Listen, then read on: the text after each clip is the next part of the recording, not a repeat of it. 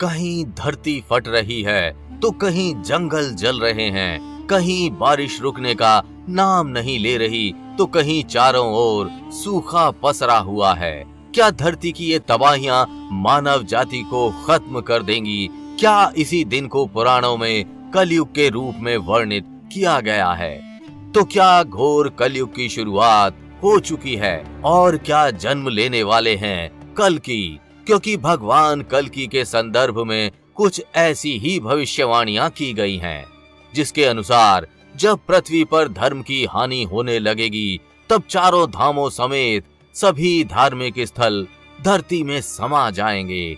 पृथ्वी पर पुनः धर्म की स्थापना हेतु कल्कि अवतरित होंगे और पुनः धर्म की बहाली होगी।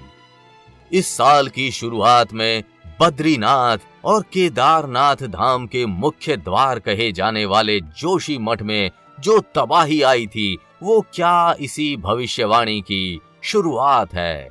इसके साथ ही जगन्नाथपुरी, द्वारका और रामेश्वरम के हाल भी कुछ ठीक नहीं लग रहे। तो आखिर क्या है कल्कि अवतार और घोर कलयुग की भविष्यवाणियों का सच? जानने के लिए इस वीडियो को अंत तक जरूर देखिएगा, लेकिन वीडियो शुरू करने से पहले ओम नमो नारायण कमेंट करना बिल्कुल भी मत भूलिएगा। श्री हरि की कृपा आपके पूरे घर परिवार पर सदैव बनी रहेगी।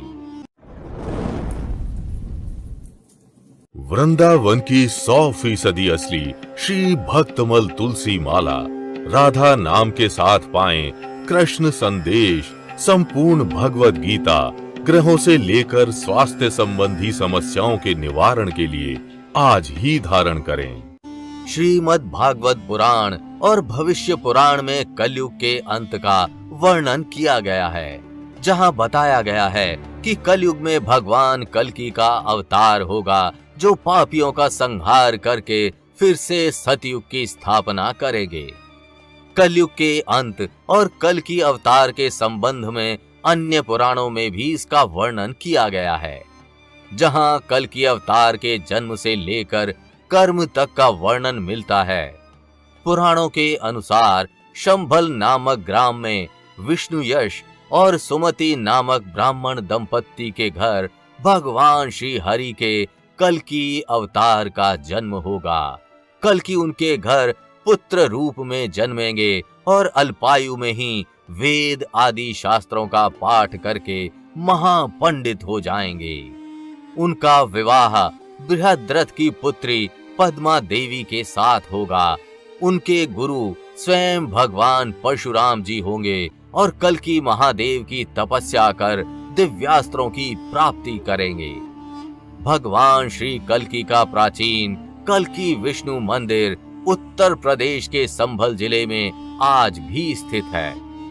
पुराणों में संभल जिले को शंभल के नाम से वर्णित किया गया है और कलयुग के अंत में कल्कि यहीं जन्म लेंगे। पुराणों में घोर कलयुग के बारे में भी बड़े विस्तार से बताया गया है। तो आखिर कैसा होगा घोर कलयुग और क्या क्या होगा घोर कलयुग में, आइए जानते हैं। माना जाता है घोर कलयुग में मनुष्य की आयु 20 वर्ष से भी कम हो जाएगी। हिंसा और मांसाहार अधिक मात्रा में बढ़ जाएंगे। मानवीय गुणों और रिश्ते नातों का पूरी तरह खात्मा हो जाएगा। इंसान के खून का प्यासा बन जाएगा। पुरुषों का पुरुषों से और औरतों का औरतों से संबंध बनेगा। लोग नीति और नियम को ताक पर रख देंगे। हर व्यवस्था खत्म हो जाएगी। सरकारें भ्रष्ट हो जाएंगी तथा चारों तरफ अफरा तफरी का माहौल होगा। लूट मार और बेईमानी घोर कलयुग का दर्पण बन जाएगी तथा धर्म का पूरी तरह से नामो निशान मिट जाएगा। ऐसे वातावरण में ईश्वर और धर्म का पालन करना दुष्कर हो जाएगा। धर्म का पालन करने वालों की संख्या बहुत कम हो जाएगी और अंत में कल्कि इन्हीं के यहाँ जन्म लेकर पुनः सब व्यवस्थित करेंगे। घोर कलयुग के बारे में ये भी कहा गया है कि उस काल में एक भी धार्मिक तीर्थ स्थल नहीं बचेंगे और चारों धाम भी गायब हो जाएंगे। तो बीते दिनों जोशी मठ में आई वो तबाही कहीं उसी घोर कलयुग की शुरुआत तो नहीं, क्योंकि जोशी मठ को बद्रीनाथ का प्रवेश द्वार कहा जाता है और बद्रीनाथ 4 धामों में से एक हैं।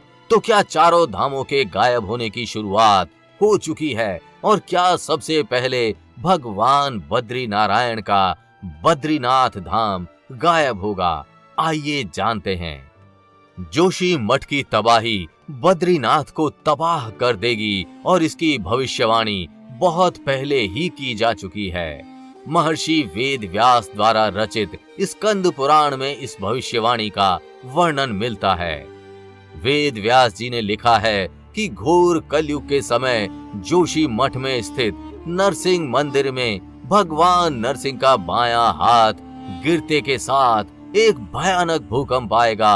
वो भूकंप इतना भयावह होगा कि नर और नारायण नाम के 2 पर्वत, जिन्हें जय और विजय के नाम से भी जाना जाता है, वे एक हो जाएंगे। प्रचंड भूकंप के कारण 2 विशाल पर्वतों के एक हो जाने से बद्रीनाथ मंदिर लुप्त हो जाएगा और कोई भी भगवान बद्री नारायण के दर्शन नहीं कर पाएगा। तब जोशी मठ के तपोवन क्षेत्र में स्थित भविष्य बद्री मंदिर में भगवान बद्रीनाथ के दर्शन होंगे। केदार खंड के सनत कुमार संहिता में भी इस भविष्यवाणी का वर्णन मिलता है। तो क्या जोशी मठ में आया ये भूकंप उसी भविष्यवाणी की शुरुआत है? क्योंकि जहां साल के शुरुआत में जोशी मठ की तबाही ने पूरे देश को हिलाकर रख दिया था, वहीं अब तुर्की की आफत ने पूरी दुनिया को चौकन्ना कर दिया है। साल की शुरुआत में जोशी मठ ही नहीं बल्कि उसके आसपास के इलाके जैसे कर्णप्रयाग, टिहरी और चमोली में भी जमीनें फटी थीं। इन दिनों धरती पर कुछ अजीबोगरीब परिवर्तन हो रहे हैं। जहां एक और दिल्ली में फरवरी के मौसम में गर्मी ने सारे रिकॉर्ड तोड़ दिए हैं और वहीं दूसरी ओर उत्तराखंड के पहाड़ी जंगलों में आए दिन लगती आग लोगों की परेशानी का कारण बनी हुई है। लेकिन इस प्रकार की प्राकृतिक आपदाओं का कारण कोई और नहीं बल्कि स्वयं मनुष्य ही है। जोशी मठ और अन्य पहाड़ी इलाकों में बनती सुरंगें इसकी तबाही का मुख्य कारण है। दिल्ली, मुंबई जैसे बड़े शहरों में बढ़ती आबादी और प्रदूषण गर्मी का मुख्य कारण है। लेकिन यहाँ चौंकाने वाली बात यह है कि क्या हमारे पूर्वज इस बात को पहले से जानते थे?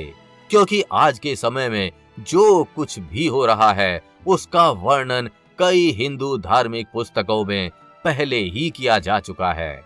इन्हीं पुस्तकों में स्कंद पुराण और भविष्य मालिका प्रमुख हैं। इन ग्रंथों में घोर कलयुग के बारे में ठीक वैसा ही बताया गया है जैसा आज के समय में हो रहा है। तो आप इस विषय में अपनी क्या राय रखते हैं? क्या यही घोर कलयुग का आरंभ है? अपने विचार हमें कमेंट के माध्यम से जरूर बताइएगा और अगर वीडियो अच्छी लगी हो तो इसे लाइक व शेयर कर चैनल को सब्सक्राइब करना बिल्कुल भी मत भूलिएगा।